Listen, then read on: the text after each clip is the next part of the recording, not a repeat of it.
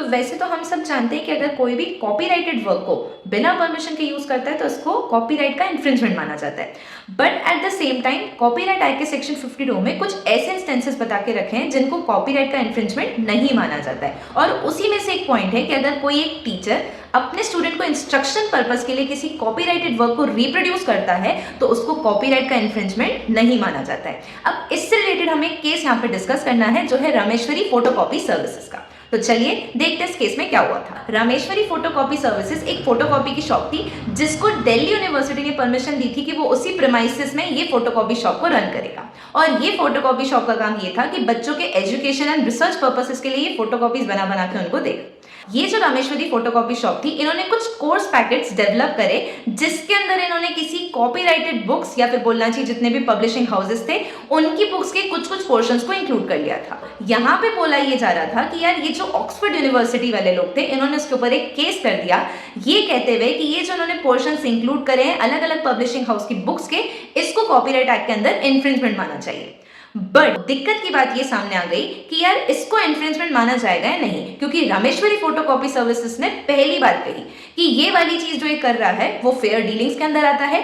And दूसरी चीज कि ये तो सेक्शन 52 के एक्सेप्शन के अंडर कवर होता है क्योंकि ये नोट्स तो बच्चों के इंस्ट्रक्शन के लिए बनाए गए हैं। झगड़ा ये हो गया कि एक फोटोकॉपी शॉप वाला अगर फोटोकॉपी निकालता है तो इसको किस तरह से माना जा रहा है कि ये इंस्ट्रक्शन टू स्टूडेंट्स मारा है।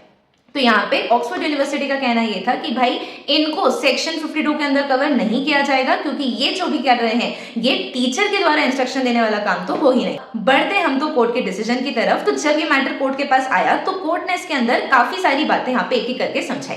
सबसे पहली चीज, जब सेक्शन 52 में टीचर वर्ड यूज किया गया है तो यहाँ पे टीचर का मतलब कोई इंडिविजुअल टीचर नहीं जबकि पूरा एजुकेशनल इंस्टीट्यूशन है। दूसरी चीज, ये जो रिप्रोड्यूस वर्ड यूज करा है इसके अंदर जितनी नंबर ऑफ कॉपीज इंक्लूड हो सकती हैं मतलब यहाँ पे ऐसे कोई लिमिट स्पेसिफाइड नहीं थी। एंड अब सबसे मेन बात, यहाँ पे कोर्ट ने ये समझाया कि जब इस सेक्शन के अंदर यूज किया गया था वर्ड इंस्ट्रक्शन, तो इंस्ट्रक्शन का मतलब ना सिर्फ वो फेस टू फेस टीचर के द्वारा बच्चों को इंस्ट्रक्शन देना इतने तक लिमिटेड नहीं है। इनफैक्ट इंस्ट्रक्शन के अंदर बहुत सारी चीज इंक्लूड आती है क्योंकि एक टीचर अपने बच्चों को पढ़ाने के लिए इंस्ट्रक्शन देने के लिए कितनी सारी चीजें करते हैं, जैसे कि उनका सिलेबस सेट करना, उनकी बुक्स प्रिस्क्राइब करना, उनके टेस्ट कंडक्ट करना या फिर उनके डाउट्स क्लियर करना। तो हम इस इंस्ट्रक्शन वर्ड को सिर्फ इतना छोटा सा लिमिटेड मीनिंग नहीं रख सकते हैं। तो यहाँ से हमें एक चीज समझ में आ गई कि ये जो फोटोकॉपी शॉप वाला कर रहा था इसको भी इंक्लूड किया गया था इंस्ट्रक्शन में। तो अब कोर्ट ने फाइनली एक चीज बता दी कि ये जो फोटोकॉपी शॉप वाले ने यहाँ पे फोटोकॉपीज करके बच्चों को एजुकेशन पर्पस के लिए दिया गया है अफोर्डेबल रेट्स पे, ये चीज कॉपीराइट का इन्फ्रिंजमेंट नहीं माना जाएगा।